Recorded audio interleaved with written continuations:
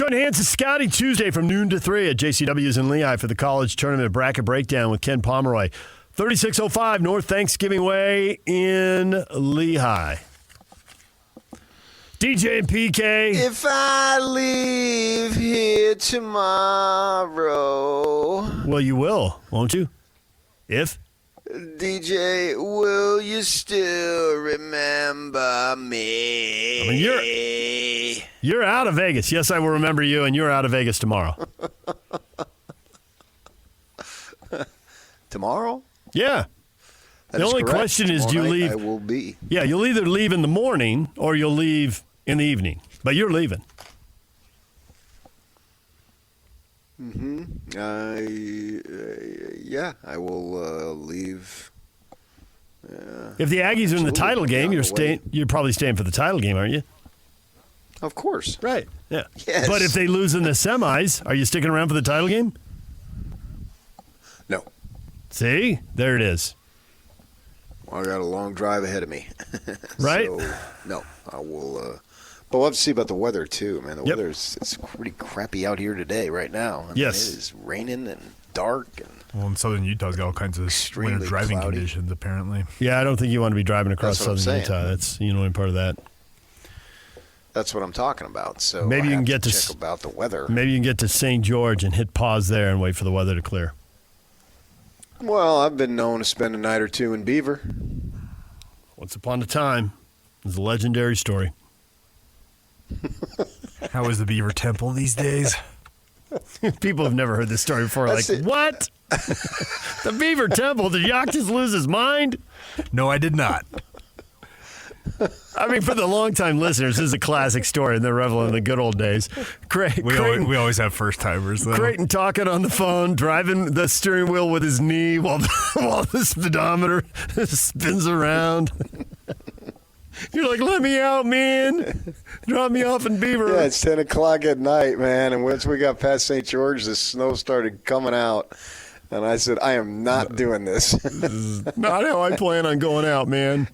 And that first Beaver exit, if you're coming from the south, has a hotel right there on the left. And I said, pull over.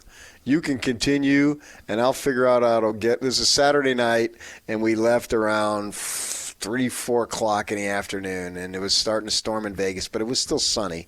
But once we got into Utah, man, it was just nasty when we got past St. George, and I am not going, and I'll figure out a way to get home tomorrow. And the hotel, she says, there is nothing available, no rooms in town, but head out on the main drag. And I'd never actually been into the heart of downtown Beaver, but she says, go down there, you'll see a big church on your right, and they're housing people. And it was really something. I mean, it's a huge old building. You know, you could tell when you're in an old building. Yep. And downstairs it had a ton of little classrooms, and they gave us a sleeping bag and said put a little sign on the door that says this room is occupied. And we did, and slept on the floor in the sleeping bag that night. And they got up the next morning, and they had a feast. And a guy who was in Wranglers and a cowboy hat at night, and Sunday morning he was all dressed up in a suit. And there was tons of people there. And we had the equipment, the cameras and all. So I did some interviews, and they ran it that night on the Sunday night 5 o'clock news. And then you came on the next morning and said you spent the night at the Beaver Temple. I did. I knew you did. That's what I thought I was in. What do I know? You know. Stop. I'm praying for the day. Praying. I see what you did there. No, I'm praying for the day that Russell M. Nelson, or one of the presidents of the church, gets up and officially announces that Beaver, Utah is getting a temple. That's for you, PK. And we're going to have a brand new joke to run with. What do I know? I didn't grow up in the faith. That's a fact. Well done. Well done. Well played, PK. On the final day. So all things will be revealed. That's what I thought it was, and away we went. All right, you're in I Vegas. don't want and to have that happen again. You do have a ton of jokes and conversations and a ton of fun. And then every once in a while, there's an opportunity to do some real hardcore, old-school work.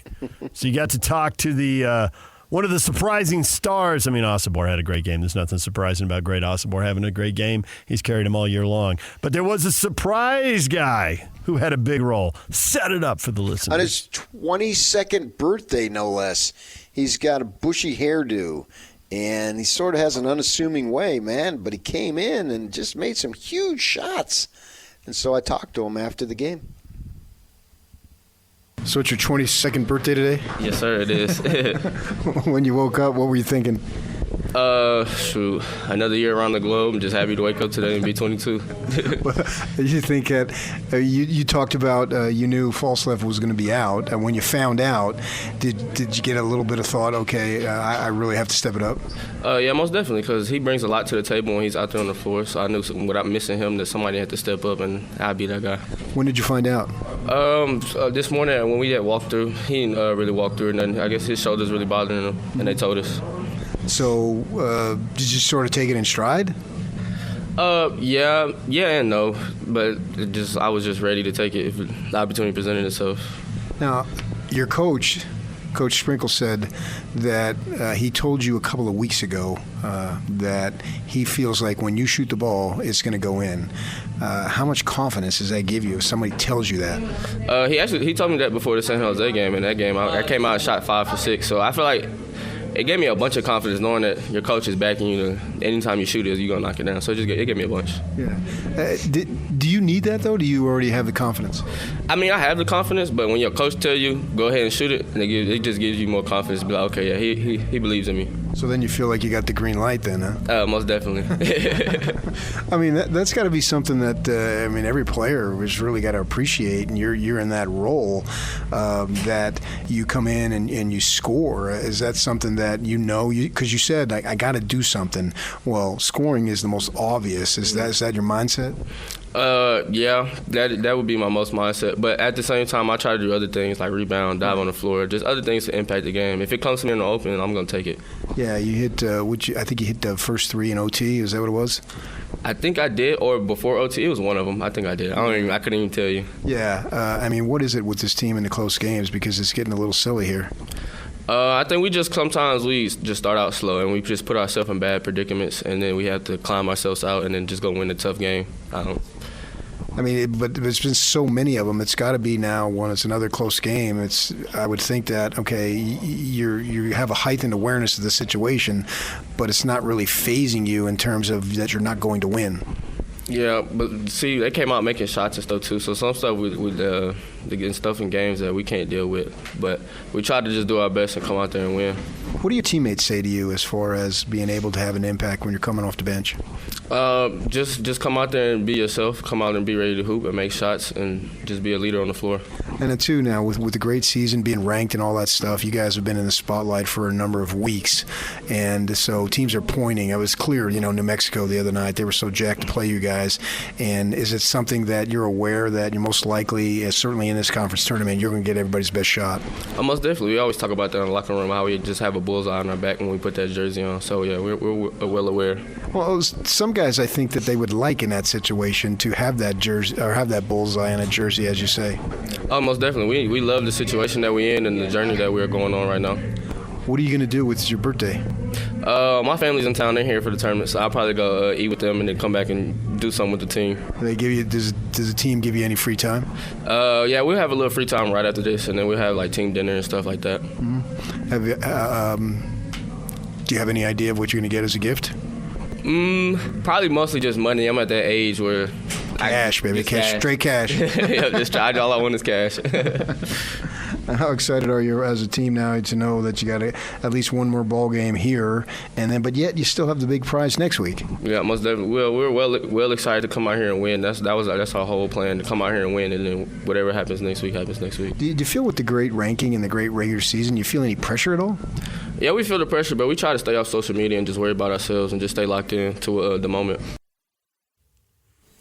There's some good advice for everybody. Stay off social media unless you're on a DJ and PK page talking sports. Just blow it off.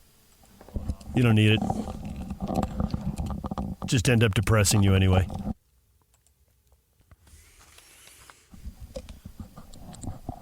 Well, now we'll see if Jackson can back it up. He came off in just an enormous game, or maybe somebody else will step up.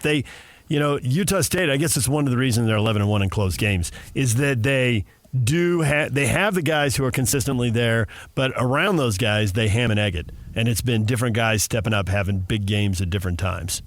And it was his turn, and he did it. Yeah, he was super clutch. And when he had that first three, which was on the very first possession of OT, he's like, okay, they got this. Mm-hmm. And that was, to me, in my mind, that was the shot of the game. And you're right.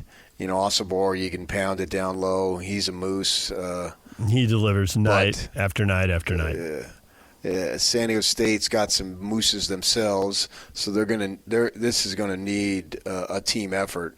And Sprinkle's talking about false left not being able to play. I mean, that's a blow. Yep. That kid provides some toughness and can make some plays for them for sure. But they're going to need a collective, and it'd be interesting to see if they can do this, man.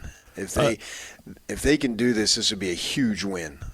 Aduje has come up big for them in some games, and I could look him up, but I remember that he had I think he had 18 in the overtime win against Boise State. He was really big in that game. And Ian Martinez is a guy who's had, I don't know what he's had, he's probably had at least a half dozen 20-point games throughout the course of the season. And some of them have come against lesser opponents, but some of them, he went off in that win at Vegas when Brown hit the big shot at the end. He'd had an enormous game, or that shot wouldn't have mattered. Well, he really struggled. He got in early foul trouble yesterday, and I think he was like 1 of 12, and just couldn't get anything going for himself. So law of numbers might provide an opportunity for him, but you're right. Those are the types of players, those secondary players who are going to play. They're going to have to produce, because you just can't have Osobor and Brown against a team like San Diego State. And the good thing about it is, I think at this time of year, if you beat San Diego State, it's like San Diego State doesn't fly under the radar nationally anymore because of what they did last year.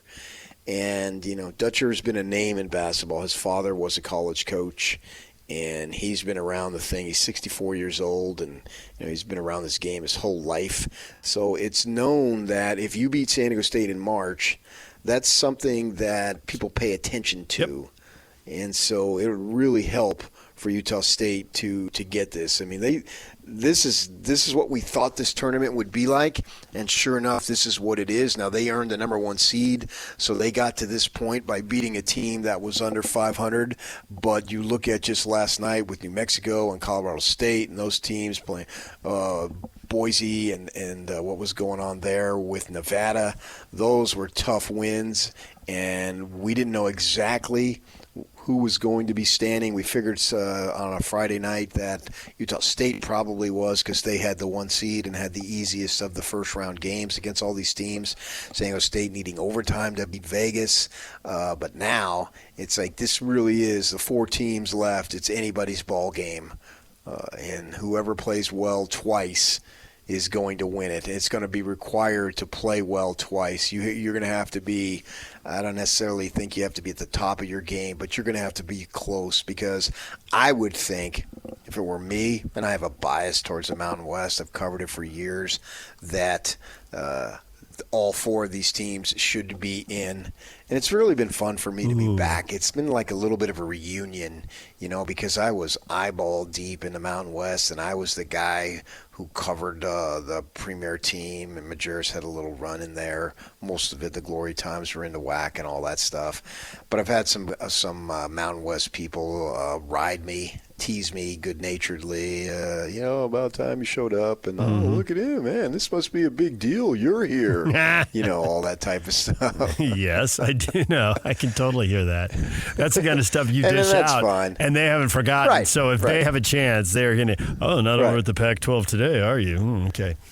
Right, exactly. I think the thing with San Diego State is that when I look at the bracketology projections, different people have them 5th or 6th. So it's a quality win. The Aggies they've got great wins, but they're mostly at home. So to get a neutral court win over San Diego State, because the Boise win was a good one on the road, but other than that, the Aggies haven't really beat the big-time opponents on the road. So a neutral court win in March against a team with a rep. I see the Aggies 6 or 7. Well, maybe you can turn that into a 6 because Nevada has gotten a bad loss here at the end of the year. Maybe not bad, but a not great loss. A mediocre loss. I think it's an okay loss. I don't think both New Mexico. Don't you think New Mexico and CSU are playing tonight, and the winner's in and the loser's out? I mean, they're both bubble teams. You think they can both? Because if they both make it, it's a 6-bid league. I get it. Or you think and Vegas is out, right? We agree on that. Yes. It won't be a 7. There were 7 teams fighting to get in. I think they had to win the tournament. Right. They're out. So the other 6 teams, I just don't know if both New Mexico and CSU make it. And I feel like CSU's on better footing. Richard Pitino said that. Pitino said that if we're not in, I'd be shocked. If New Mexico beats CSU, I could see it being a 6-bid league. If CSU beats New Mexico, or the Lobos out? I get your point. I believe that they should be in. That's my own personal belief. Not our Western bias. No, it is. It is. Saying that's what I'm saying. It is. I'm fully admitting that. I've seen them play a number of times, and so yes, and I'm familiar with the program. Been to Albuquerque a whole bunch of times, and I watched the entire game last Saturday, and they gave Utah State everything that they could handle, obviously, and they were without their guy Mashburn. And so, to me, they've done enough. Now, that doesn't mean the committee is going to think it, but I'm saying yes. I believe in this league this year. This is legit. This league is not a fluke. This is a very good basketball league this year. I don't think there's any doubt about it. And that's what Dutcher said when I was sitting in the audience last night when he got up, and his first thing, that's another game in the Mountain West. And he's right. We don't need to disrespect this league, and I just won't. I won't even tolerate it. I won't hear of it this year. Had a kid. I'm not going to fight you if you do, but sure I'm just saying this league is. I am not. This league has earned the credibility that it deserves, and I am more than willing to give it to them this year. And whoever comes out tomorrow at about 5 o'clock, it's going to be a well-earned, and they need to be rewarded come seed time. And so, yeah, if they got 6 in, I wouldn't bat an eyelash. I'd say way to go. And I get your point. Maybe it'll only be 5, and this could be an elimination game, and that's what makes it cool. This arena tonight is going to absolutely be rocking big time, man, because you got some great fan bases there that are in town. I've seen them around, and then you got some other folks that stay, and it's not like, oh, well, we got to root against the number 1 seed, because right now the fact that you won the regular season, it means nothing. Yep. Nothing matters. The only thing that matters is these 2 ball games and who plays well enough to win. It's not like there's an overwhelming favorite either way in both of these games tonight. I shouldn't say it's an elimination game. I think it's an elimination game for New Mexico. CSU's in. If New Mexico beats CSU by 20, I think the Rams will get in. They're in good enough shape. But I do wonder about New Mexico. All right, DJ and PK, it's 97.5, The Zone. Everything you missed in this show will get you up to speed next. Ladies and gentlemen, may I present... This is JJ and Alex.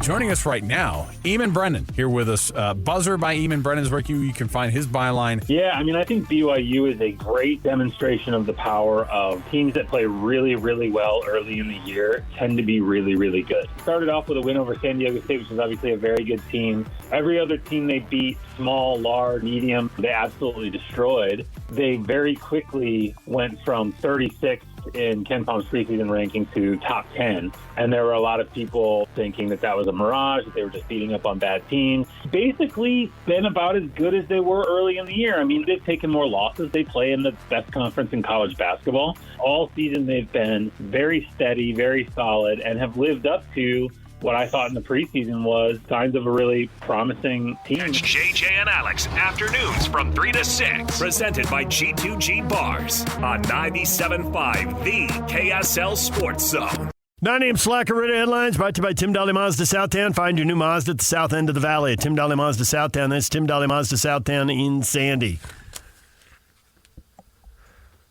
The headline this morning, PK, after a season of well above average, good college basketball, later did bad college basketball. 3 teams in conference tournaments, 3 teams playing poorly. In overtime, Utah State gets off the hook because they were playing a 20-loss team. Utah and BYU not so fortunate. They were playing good teams. They got beat, and they got beat pretty decisively by Texas Tech and Colorado. No doubters there. And thank goodness it was only Fresno State for Utah State, because if they play like that against the Aztecs, they'll be in trouble. My guess is rising tide lifts all boats, that kind of stuff. They'll rise up to meet the challenge of San Diego State. Whether they win or lose, no idea, but they'll play better. Nope. You think they're getting drilled by 20. They did lose to San Diego State by I can look it up. I think it was 15 down in San Diego. Yeah. That was they did. That was a pretty sound beating. And then it was a 5-point game, another one of the close ones that the Aggies always seem to win. They're 11-1 in games have been decided by 5 points or less or gone to overtime. And it's weird. They've won 11 straight. It's like they needed, as a brand new team with a brand new coach, they needed to figure it out against Bradley, and they didn't, and they lost in overtime. And since then, if it's close, they find a way to win 11 times in a row. Yeah, it's just San Diego State can really smother you. They could eat you alive. They're that type of pressurized team. And sitting courtside, it's funny. This is they hit a big 3, and the momentum was in their favor. And Scotty, I'm sitting next to Scotty, and he looks to me. He says something. This is really, at this point, this is really when they just kill you. And Vegas came down, and it seemed like San Jose State had 9 guys out on the floor defensively. And they just pressure the ball, and 3 guys were on top of one, and they get the turnover and goes in for a big dunk and timeout Vegas. And Vegas ended up coming back and hit the shot to force the OT. But they're capable of really just steamrolling you. You got to be careful with the ball, and you got to be sharp with your passes and everything, and making sure everyone is aware and don't get caught. At the same time, because San Jose State isn't necessarily a good shooting team, you could be in a game because they could smother you at one end and not cash in on the other. We'll see how that plays out.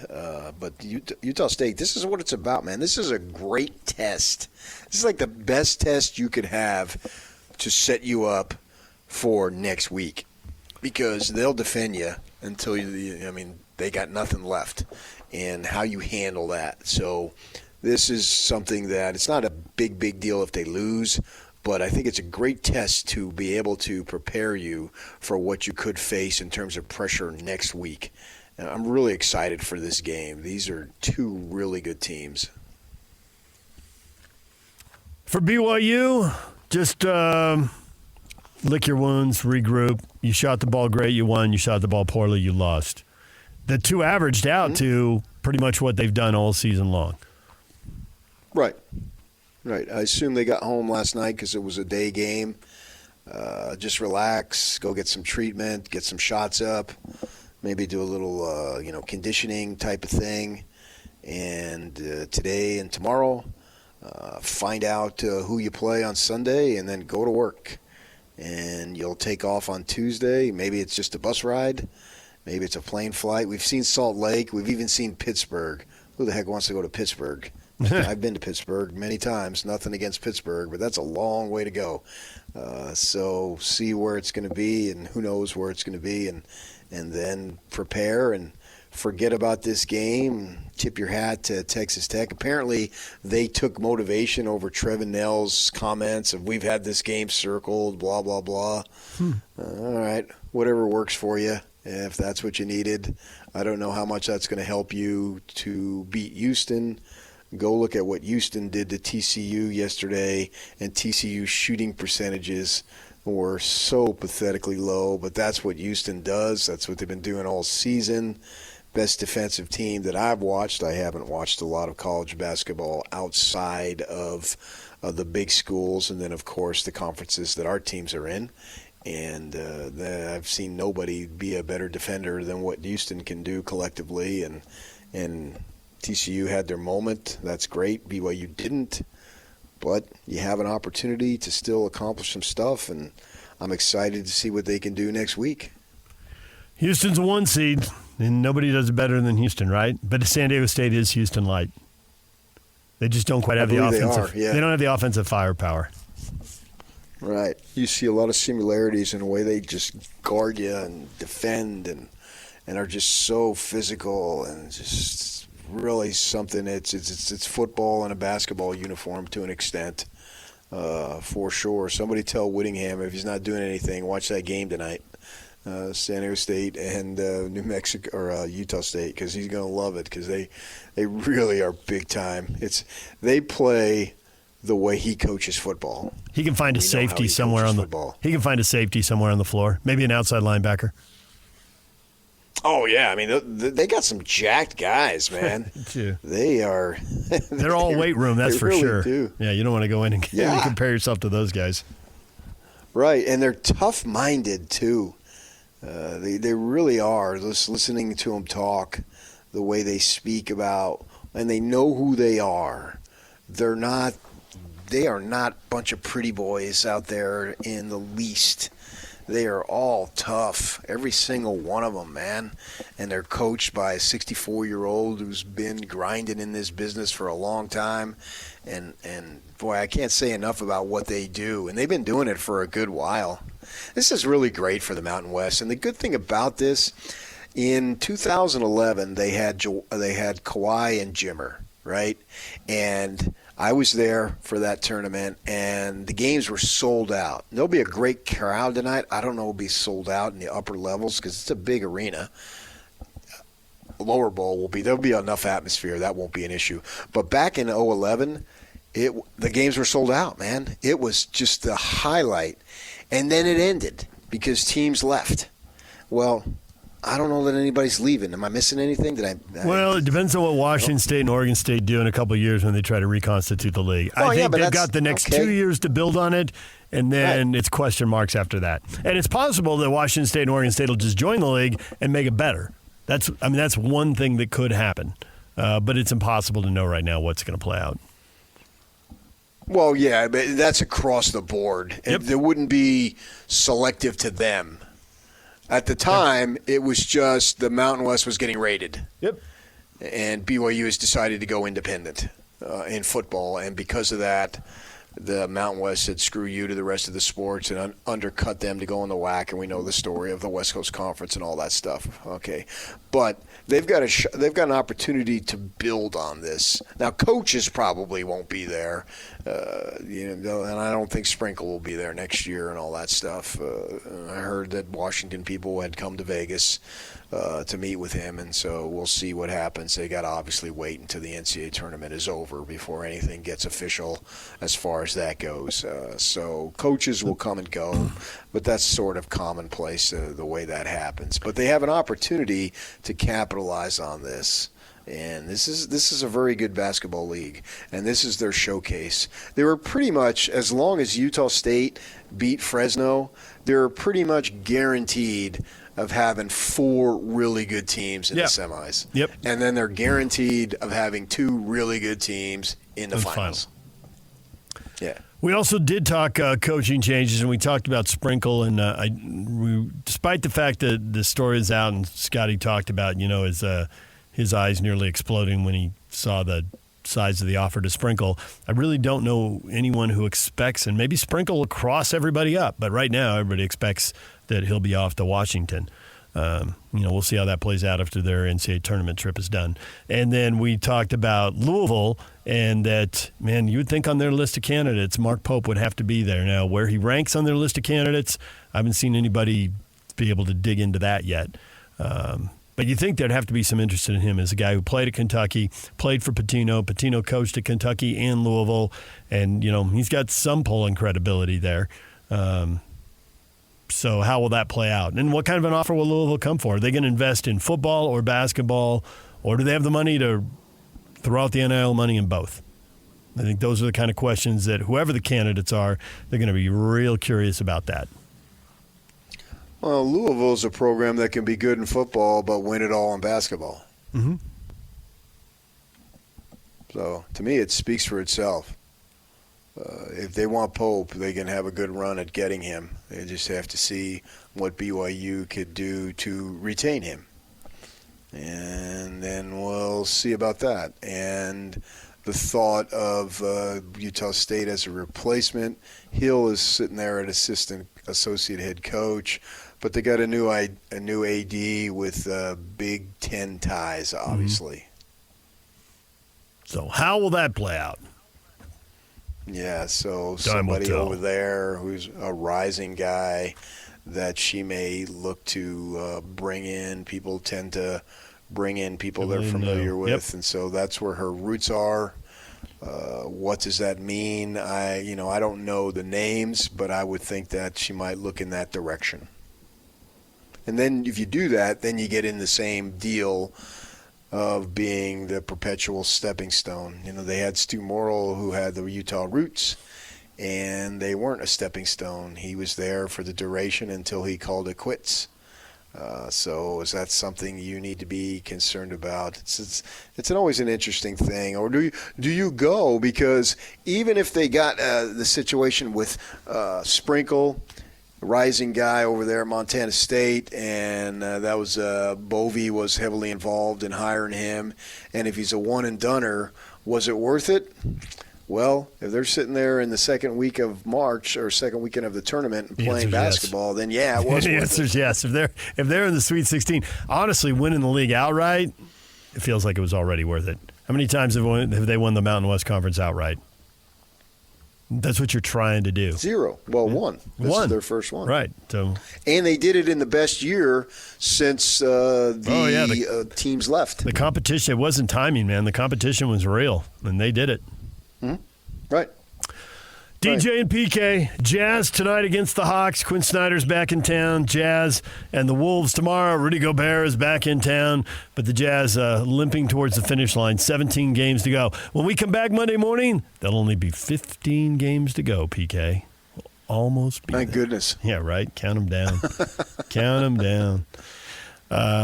I assume they're going to come back with 2 losses, but Markins is not playing tonight. Clarkson's not playing tonight. Chris Dunn is out tonight. Taylor Hendricks is questionable tonight. Doesn't sound like a recipe for a win, but... Former Jazzman Rudy Gobert's got a contusion on his ribs, and it's TBD if he plays. Oh, he's TBD, huh? They did x-rays. Well, he hasn't been playing. Yeah, but no broken ribs, but it's a contusion. They're going to be very careful with him, apparently. They're in a race for the top spot in the West. If they care. The NBA sent some goons after Gobert after he did that rubbing the fingers mark. It's just too coincidental. DJ PK, it's 97.5 The Zone. Your feedback's coming up next. And it's all over almost here. Don't go nowhere. Nominate the youth sports volunteer that you know for the Hercules Hero of the Week.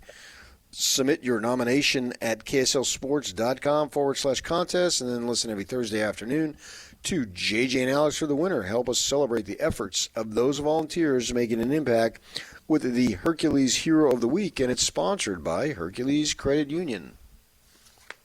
Time for the feedback of the day. Question. Well, for BYU, isn't it better they couldn't hit the broadside of a barn now rather than next week?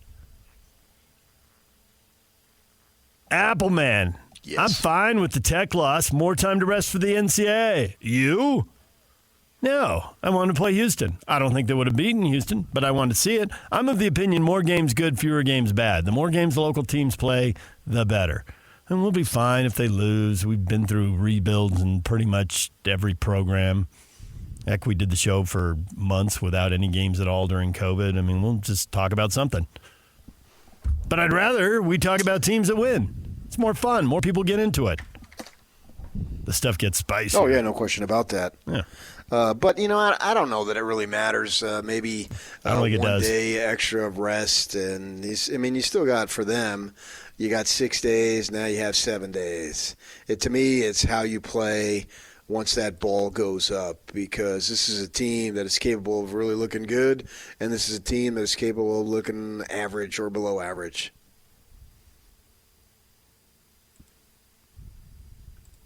Byronic Bookworm says they couldn't hit the broadside of a bar now, better now than next week. And he says, those two are not mutually exclusive. No, they're not. They could have a bad shooting day against Texas Tech and turn around the NCAA tournament and have another bad shooting day. They could, but then it was compounded by the fact that the other team was lighting it up. Yep. So you had the worst of both going against you. And you could have a bad shooting day next week, but that doesn't mean that the opponent is lights out either. So from that perspective, you could still have a way to win the game. That's what matters most. I mean, really, who cares if you have a bad shooting game, but your defense is pretty good and so forth, and you manage to win the game, all the better. Fact. In the first game, we'll have to see who they draw, but they may draw somebody who's just overmatched. Somebody doesn't have anybody who can slow Traore down, and so maybe they can win one game just because they're the better team, and then when they get to the second game and it's toss-up territory, that's when they have their good shooting day, and that's their path to the Sweet 16. Yeah, absolutely, and I just as well see that. Have that thing push out to the second week, because we sure ain't getting excited about talking about the Jazz losing but trying hard. BYU for Trey at playoff bogey. Yes, it is better to be rested for the games that matter most. I hope BYU can be laser focused next Thursday. If I'm Pope, I insist right now, as we approach 10 o'clock, that the Cougars are still sleeping. That's how much rest I want them to get. Gecko says... And then they get breakfast in bed. Gecko says, I guess this is better, but the inconsistencies are going to cause an early exit, unfortunately, from the tournament. Well, what's your definition of early exit? Is it the second game? Is the first game? Obviously, there's no question that's early. Do you consider the second game early? That's debatable. They've been ranked, if that matters, and so maybe they should have an opportunity. But just because you're ranked doesn't mean you get to the Sweet 16, because if my numbers are correct, only 16 teams get there.